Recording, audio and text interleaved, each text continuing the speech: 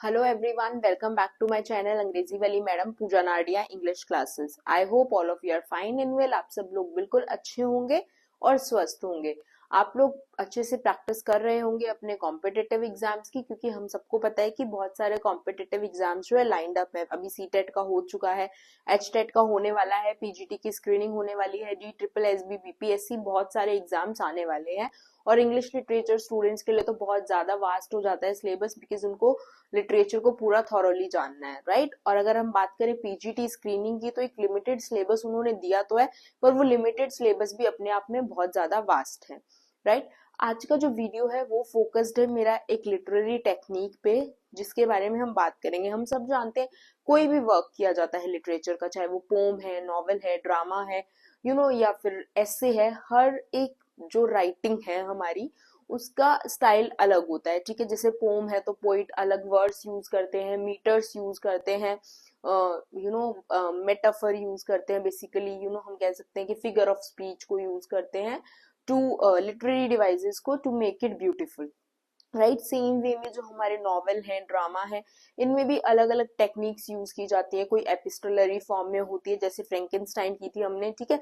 फिर कोई होती है जो बेसिकली अलग अलग तरह के चीजों से इन्वॉल्व होती है, कोई पास बेस्ड होती है, किसी में साइंस फिक्शन होता है। तो ऐसे अलग अलग तरह की चीजें यूज होती है, टेक्निक यूज होती है, राइटिंग स्टाइल यूज होते हैं। आज जिस टेक्निक की हम बात करने वाले हैं वो है स्ट्रीम ऑफ कॉन्शियसनेस। आपके पीजीटी स्क्रीनिंग एग्जाम में भी ये आएगा।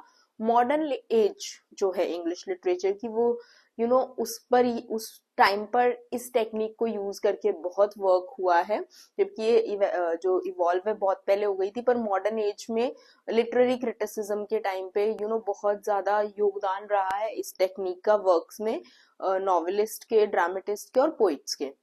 इस टेक्निक के बारे में हम आज के वीडियो में बात करेंगे, इसके करेक्टरिस्टिक्स की बात करेंगे, कौन कौन से वर्क है फेमस जो लिखे गए हैं। बिकॉज स्ट्रीम ऑफ कॉन्शियसनेस इतना इंपॉर्टेंट टॉपिक है कि प्रीवियस ईयर के अगर आप क्वेश्चन पेपर्स देखते हैं तो उसमें इस पर बेस्ड क्वेश्चन आया ही आया है। हो सकता है आपको किसी नॉवल को लेकर दे दें कि इसमें स्ट्रीम ऑफ कॉन्शियसनेस को कैसे यूज किया गया, या स्ट्रीम ऑफ कॉन्शियसनेस पे आपको शॉर्ट नोट ही आ जाए। तो ये वीडियो आपको बहुत हेल्पफुल रहने वाला है आपके प्रिपरेशन के लिए। वीडियो को एंड तक जरूर देखिएगा, राइट। तो सबसे पहले बात करते हैं स्ट्रीम ऑफ कॉन्शियसनेस जो टेक्निक है ये क्या होती है। ये एक मेथड होता है जिसमें हम बात करते हैं नरेटर की फीलिंग्स या थॉट्स की जो उसके मन में चल रही है। अब बहुत सारे जो स्टूडेंट्स हैं वो कंफ्यूज हो जाते हैं स्ट्रीम ऑफ कॉन्शियसनेस, मोनोलॉग और किसके बीच में, सोलोलॉकी के बीच में, राइट। अब जो हम बात कर रहे हैं स्ट्रीम ऑफ कॉन्शियसनेस की, ये क्या होते हैं, ये न्यूमरस थॉट्स एंड फीलिंग्स होती हैं, ठीक है, एक नरेटर की। मोनोलॉग क्या होता है, जब कोई अकेले बैठकर कुछ भी बात कर रहा होता है अपने मन में, तो ये होता है आपका मोनोलॉग। सोलोलॉकी होती है जब जो स्पीकर है वो जोर जोर से स्टेज पे बोल रहा होता है, वो बेसिकली किसी को सुनाने के लिए बोल रहा होता है, स्पेशली जो उसके व्यूअर होते हैं, है ना, या फिर ऑडियंस को सुनाने के लिए, या रीडर को बेसिकली। तो सोलोलॉकी होती है ये कि जब स्पीकर जो है लाउड लाउड बोल के सामने वाले को सुनाने की कोशिश करेगा। मोनोलॉग होती है जब वो बोलता रहेगा, अपने इंटरनल थॉट्स में घूमता रहेगा, ठीक है। और जो हमारी स्ट्रीम ऑफ कॉन्शियसनेस क्या होती है, वो होते हैं थॉट्स और फीलिंग्स एक नरेटर की, ठीक है, जिसके बारे में बात की जाती है कि पूरा दिन वो नरेटर क्या सोच रहा है, क्या कर रहा है। वहां पर वो बोल नहीं रहा है, वो उसकी जो डेली लाइफ एक्टिविटीज हैं, उसकी फीलिंग्स है, इमोशंस हैं, वो सब उसमें इंक्लूड होता है। सबसे पहले बात करेंगे डेफिनेशन की। अगर हम बात करें तो stream of consciousness is a narrative mode or method that attempts to depict the numerous thoughts and feelings which pass through the mind of a narrator। अब ये क्या कह रहा है कि एक ऐसा नरेटिव मोड या मेथड है जो क्या करता है, अटेम्प्ट करता है, कोशिश करता है किसे डिपिक्ट करने की, वो न्यूमरस थॉट्स और फीलिंग्स जो एक नरेटर के माइंड में चल रहे होते हैं, ठीक है। जैसे कि आपने वर्जीनिया वुल्फ की मिसेस डैलोवे पढ़ी होगी अगर आप लिटरेचर स्टूडेंट है, तो उसमें किस तरह से जो क्लैरिसा डैलोवे है उसकी पूरे एक डे के बारे में है ये नॉवल, और किस तरह से उसके माइंड में क्या क्या थॉट्स चल रहे हैं, वो क्या सोच रही है, वो कल आज के बारे में सोचती है, फिर बहुत पीछे चली जाती है कहीं सोच में। तो it's everything about what's going on in her mind, ठीक है। जो भी इमोशंस है, फीलिंग्स है, थॉट्स हैं, उसके माइंड के हैं। बहुत ही इंटरेस्टिंग नॉवल है, जरूर पढ़िएगा, और इस पे क्वेश्चन आएगा ही आएगा बिकॉज मॉडर्न एज हमारे सिलेबस में इंक्लूड है। The term was first use in 1855 by Alexander ban. ये जो टर्म है सबसे पहले अलेक्जेंडर बैन ने यूज की थी 1855 में, and first applied to a literary technique in 1918. और 1918 में इसको first time as a literary technique use किया गया था, अप्लाई किया गया था किसी भी वर्क पे.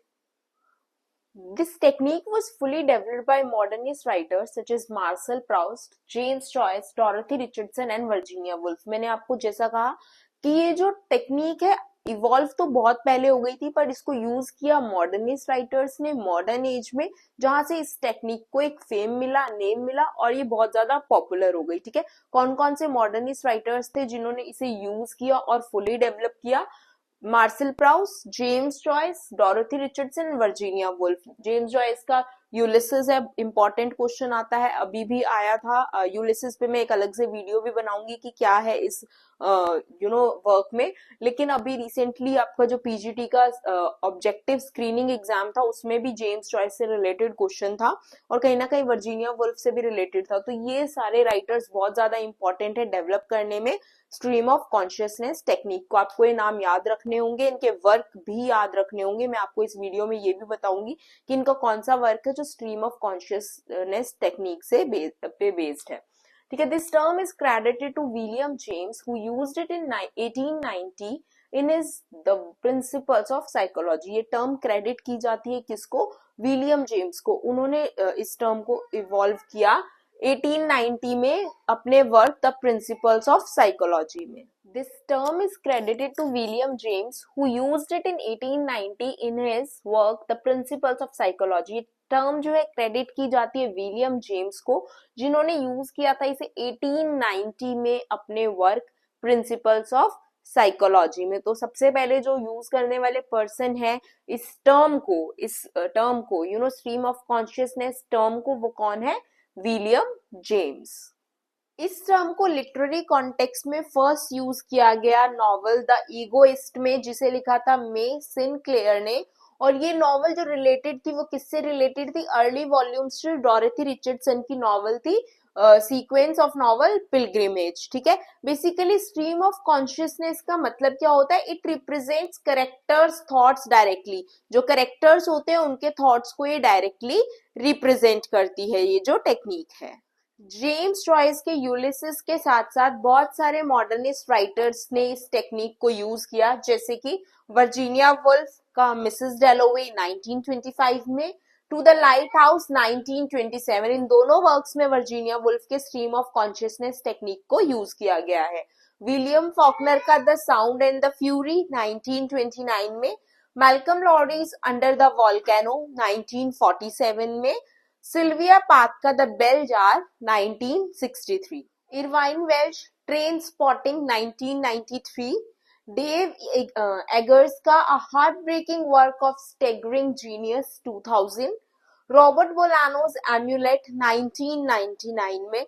Not even at the modern age but उसके बाद 21st सेंचुरी में भी स्ट्रीम ऑफ कॉन्शियसनेस टेक्निक को यूज करके वर्क किए गए हैं, जैसे जोनाथन सैफरन फोवर्स का एवरीथिंग इज इल्यूमिनेटेड 2002 में, और बहुत सारी short stories American author Brendan Connell की. Right, so stream of consciousness जो है बहुत ही प्रीवियस टाइम से टेक्निक यूज की गई. मॉडर्निस्ट राइटर्स ने इसको डेवलप किया एंड इवेंचुअली 21st सेंचुरी में भी इसको यूज किया जा रहा है. सिर्फ नॉवेल्स में ही नहीं, पोम्स में भी ये जो टेक्निक है इसे यूज किया गया है. टी.एस. एलियट की जो पोम है the love song of J. Alfred Prufrock, ये भी stream of consciousness technique he use है इसमें. देन टॉनी मॉरिसन का work beloved and William Faulkner का वर्क एज आई ले डाइंग, ये भी स्ट्रीम ऑफ कॉन्शियसनेस टेक्निक में है. इतना ही नहीं, बहुत सारे मूवी के डायलॉग्स और सॉन्ग्स भी स्ट्रीम ऑफ कॉन्शियसनेस टेक्निक के यूज से बनाए गए हैं. राइट, मैं आपको सॉन्ग्स भी बता देती हूँ कुछ कौन से हैं या कौन सी मूवी का डायलॉग्स हैं जो यूज किए गए हैं. ऐसी तो बहुत सारी होंगी पर कुछ जो बहुत ज्यादा फेमस है उसकी हम बात करेंगे. Songwriters such as Sun Kill Moon and Courtney Barnett has used this technique in their songs. 2002 में एक फिल्म आई थी यू वोंट बी अलोन, इसमें भी स्ट्रीम ऑफ कॉन्शियसनेस टेक्निक को यूज किया गया। इवन टेरेंस मैलिक्स की जो फिल्म्स हैं उनमें भी इस टेक्निक को यूज किया। हो सकता है और भी बहुत सारे एग्जांपल्स हो, पर मेजर ये एग्जांपल है। एज ए लिटरेचर स्टूडेंट्स आपको ये लर्न करने की नीड नहीं है, ये सिर्फ आपको एक एडिशनल इंफॉर्मेशन देने के लिए मैं बता रही हूँ। आपको सिर्फ इंग्लिश लिटरेचर तक ही लिमिटेड रहना है, वहीं तक आपको स्ट्रिक्ट रहना है, वहीं तक आपको पढ़ना है, ठीक है। बट एडिशनल इन्फॉर्मेशन के लिए मेरे पास ये थी तो मैंने आपके साथ शेयर कर ली। अब बात करेंगे हम करेक्टरिस्टिक्स की क्या करेक्टरिस्टिक्स होते हैं स्ट्रीम ऑफ कॉन्शियसनेस टेक्निक। अगर हम स्ट्रीम ऑफ कॉन्शियसनेस टेक्निक की करेक्टरिस्टिक्स की बात करें तो जो सिंटेक्स या ग्रामर होती है, यानी जो राइटिंग पैटर्न होता है, ग्रामर होता है, वो प्रॉपर नहीं होता। आप किसी भी ग्रामेटिकल स्ट्रक्चर में इसको लिख सकते हैं, बिकॉज ये थॉट्स की बात हो रही है और थॉट्स कभी भी एक स्ट्रक्चर में नहीं फ्लो होते या फिर ग्रामेटिकली करेक्ट फ्लो नहीं होते, हम कह सकते हैं। एसोसिएशन, जो पूरी स्टोरी है उसके अलग अलग पार्ट्स एक दूसरे से पूरी तरह एसोसिएटेड होते हैं। चाहे हम अगर मिसेस डेलोवे की बात करते हैं तो क्लैरिसा जो है उसके जो थॉट्स हैं वो अगर वो प्रीवियस भी सोच रही है तो एक दूसरे से कनेक्ट हो रहे हैं, एसोसिएट हो रहे हैं। रेपिटेशन होती है वर्ड्स और फ्रेजेस की, जो भी स्ट्रीम ऑफ कॉन्शियसनेस का वर्क होगा। देन प्लॉट स्ट्रक्चर, जो प्लॉट स्ट्रक्चर है वो बिल्कुल भी फिक्स्ड एक नहीं होता है। स्ट्रक्चर जो है नरेटिव भी फिक्स नहीं होता है, ये बहुत ही ओपन वे में रिटर्न होती है, because it's all about thoughts and feelings of a narrator, right. So I hope इस वीडियो ने आपको हेल्प किया होगा स्ट्रीम ऑफ कॉन्शियसनेस टेक्निक को समझने के लिए। बहुत जल्दी मैं मिसेस डेलोवे के ऊपर पूरा एक वीडियो लेकर आऊंगी जिसमें हम डिस्कस करेंगे उस नॉवल को स्ट्रीम ऑफ कॉन्शियसनेस के कॉन्टेक्स्ट में। अगर आपको वीडियो अच्छा लगा so please like and subscribe the channel.